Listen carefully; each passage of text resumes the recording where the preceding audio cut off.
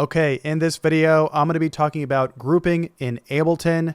I'm going to show you how to set up groups, and we're going to talk about why grouping is so important when it comes to organization, as well as mixing and mastering your track. First, for those of you who just want me to get straight to the point, I'm going to show you how to group and then how to make a group within a group. So let's go ahead and do that now. As you can see here, I've got all of these different tracks, and these are all drum tracks. And so what I'm going to do, you can see kick and then loops, hats, whatever. I'm going to go ahead and I'm going to click. I'm going to highlight all of these. On PC, I would hold down shift, click the kick, go down here, hold shift, click down here, and then I'm going to right click and I'm going to go ahead and click group tracks. Okay. And now what I will do is I'm going to do Control R, relabel this drums. And what's going to happen when you group is that each instrument, and I'm going to go into more detail on this later, every instrument is now going to be routed through this group here. So now if I threw an effect on the group right here, like let's say I throw on the compressor, now I can compress all of these tracks at the same time, but I'm not going to do that right now. Now to create a group within a group, which is really useful, let's say I want to group these claps. I'll go ahead and highlight them, and it's the same thing, Control G, and now we've got a group within the drum group, and I'm going to go ahead and label that claps.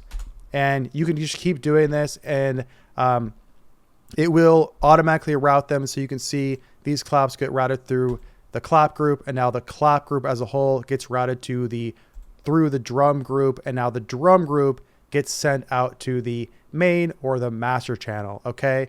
And so just if you wanted to see that, that's exactly how you group in Ableton. And now let's go on with the rest of the video. I'm going to show you how. Now let's go on with the rest of the video where I will ungroup all of these and then show you what it looks like with them all ungrouped. And then I'm going to quickly piece them back together to show you how much more organized it is when you group. And I'm going to go into detail as to why grouping is important. I'm going to show you how I can compress and EQ different instruments together and go in detail on that. And so stick with me for the rest of this video. It is a little bit longer, but I go into detail. And if you finish through to the end, I promise you will walk away being a better music producer. So let's go ahead and keep going. I have a massive project here. This is what it looks like if I were to not group anything. And I think a lot of brand new producers end up having project files that look like this before they discover and start utilizing groups. And as you can see, even though I have everything color coded, which does keep things organized and easier to look at, we could actually clean this up quite a bit. And so the way I set this up, bear with me, is I ungrouped everything. And now what I'm going to do is I'm going to use Control Z to undo everything I've done, putting back together each of the groups. So you're going to see the groups come together, and then I'm going to show you exactly how to put a group together and why it's important and how we can use groups to mix different elements of the tracks together. So I'm going to start going. It's going to start with the vocals, work our way down. So I'm going to hit Control Z.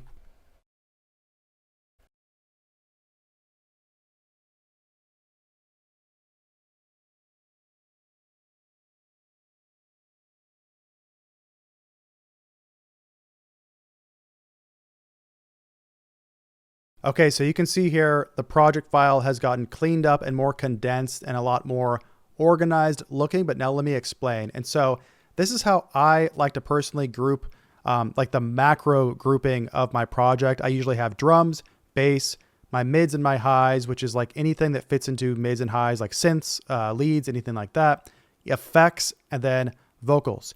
Now you don't have to do it that way. I would encourage you to learn how to group your instruments on your own, but if you want to do it like this, it is pretty efficient. And what I will say is that you can also group within groups, which I'm going to show you how to do in a bit. So what we're going to do is we're going to go ahead and expand my mids and highs groups, and I'm going to go ahead and I'm going to look at the pianos here, and now I'm going to show you how to group instruments. So I'm actually going to duplicate this. That way I don't lose track of the mixing that I've done in pianos. And I'm just going to mute this one. This is just for me to save on the side. That way we can go ahead and mess with these pianos without messing up the whole project file. And so as you can see, I've got pianos and I've got 2 pianos in this group that are actually active. I've got my Korg M1 and then a native instruments. So we're going to go ahead and right click and I'm going to ungroup these tracks. And so now what you have here is, and you also have the pluck instruments that are grouped together as well. I'll go ahead and just ungroup those as well. Okay, so I got plucks and I got my pianos. Well, how to group is you go ahead and you highlight the tracks that you want. So click and then hold down Shift and then let's see, piano, Korg M1, next is piano. I had this reverse in there, which I think is a reverse piano sound. So I'm going to go ahead and click that as well. Then we're going to right click and we're going to group the tracks. And so now what you're going to notice when you group tracks together is that you see right here, this shows where the track is routed. And so it's going to automatically route through the group. And now this group gets routed through the largest, the big group, like I call it the macro group, the mids and the highs. And then that is going to get sent to the main, which is the master channel. So you can see the way that Ableton kind of routes things and automatically routes them is pretty efficient. You group something, it goes up here, and now I'm going to relabel this pianos.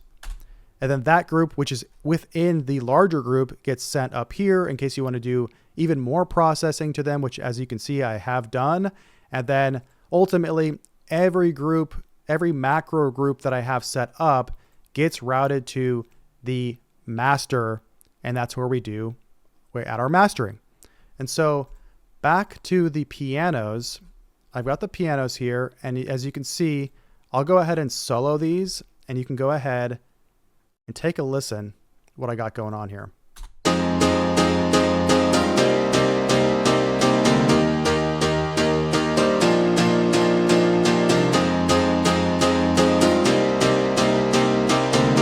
It's because I'm layering pianos, and you can see I've got individual mixing on each one of these pianos. But what you can do in grouping is you can actually start to add processing to the group, which is going to affect everything in this group. And so, for example, if you want to glue the sounds together using some compression, let's go ahead and take the glue compressor here. You can now play them and then add some compression, which is just going to make these pianos kind of glued together and more cohesive, because as you compress both of them and then, raise the gain back up a little bit, you're compressing both of them at the same time. It's going to have that glue effect. You can process each sound in a way that makes them both punchy and, it glues them together, adds some nice compression. So in this case, I want to really make those pianos pop. So I'm going to do a slow attack time just for sake of, so you can hear it. And let's do kind of a quick release. And then on the glue compressor, the higher the ratio, the more aggressive the compression is actually going. And so I'm going to keep it on 4:1 for now. We're going to do a slow attack. And then now let's bring down this threshold until we start seeing it compressing.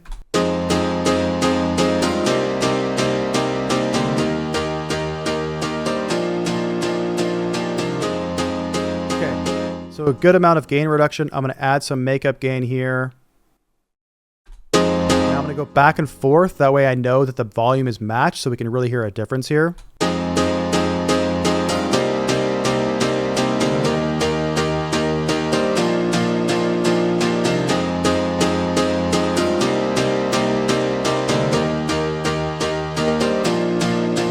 going to go ahead and turn it down just a little bit. I'm going to lower the threshold a little bit, actually raise that up. And now, because I really want you to be able to hear this, and let's go back. Here's no compression. With compression.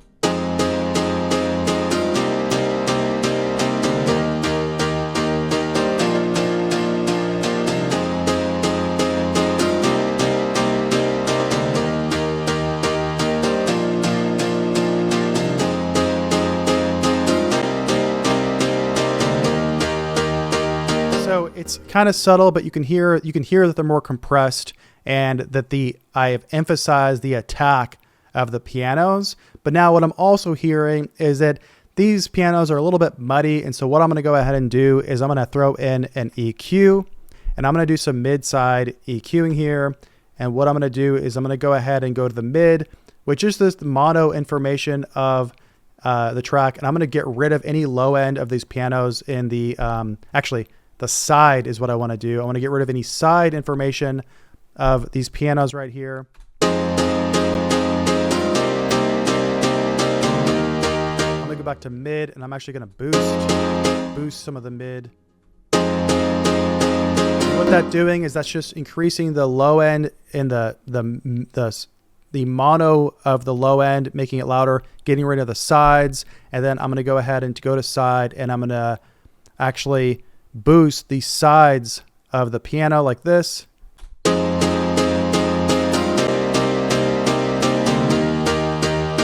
last thing I'm going to do is I'm going to go to sides here. Oh, we've already cut it out. I'm going to go to mid, and I'm actually going to just slightly dip in the 250 hertz area.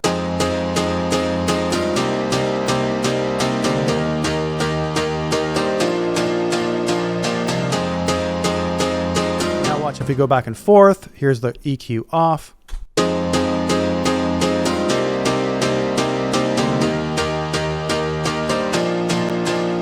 Now we've cleaned up those pianos quite a bit.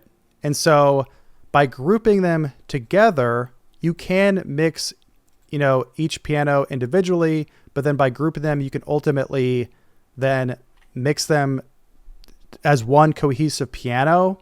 And it just makes it really easy to process and sounds together and kind of glue them together and also clean them up a bit, rather than trying to be really meticulous with each one of these pianos and then kind of getting nowhere. You can group them together, compress them together, glue them together, then EQ them together. And you can do much more than this, by the way. You can have any effect that you want on a group. And then now they're going to go into this group here. And what I have set up here is I actually have this, I'm just side chaining any low end that I have that's coming through here. Kick is going to be ducking any bits of low end that I have in the mids and highs. And then if you want to go ahead and listen to the drop section of this track, it sounds like this.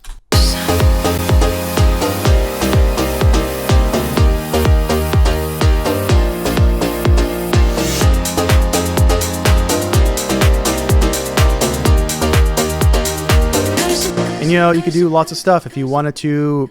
Go ahead and add some more sidechain compression to these pianos and make them duck a little bit more. We could do that. I could go here, go to, let's see, where's my kick? Kick, let's just do this kick, and then let's do a fast attack.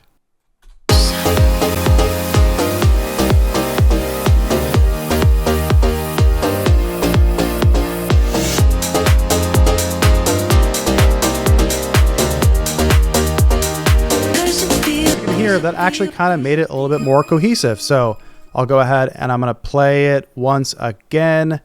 I've got where are my pianos here.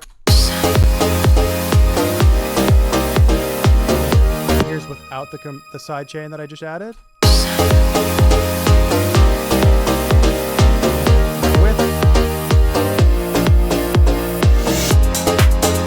Might be a little bit too much, but you get the point here, right? I added some sidechain compression, and it's just a little bit more processing that I can do in grouping. I have another video where I talk about busing versus grouping, and in Ableton, you can set up a bus. However, it is just much easier to group your instruments like this.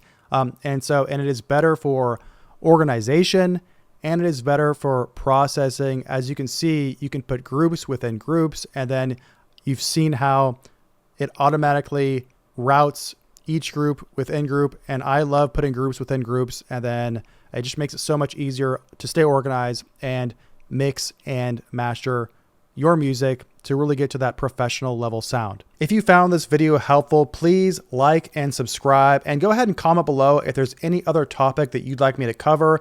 And look in the description. I've got free stuff in there, my free mix training, and also my school community that I'm working on growing right now. It is free to join. And then I've got some paid courses like my mixing and mastering course, Mix Immersions. And I'm also working on right now, it's going up soon within the next couple of days, my EDM Jumpstart course, which is for brand new EDM producers who want to go from zero to producing their first track within a day. And so I've got that. Join that school community, and I look forward to speaking with you soon. All right, see ya.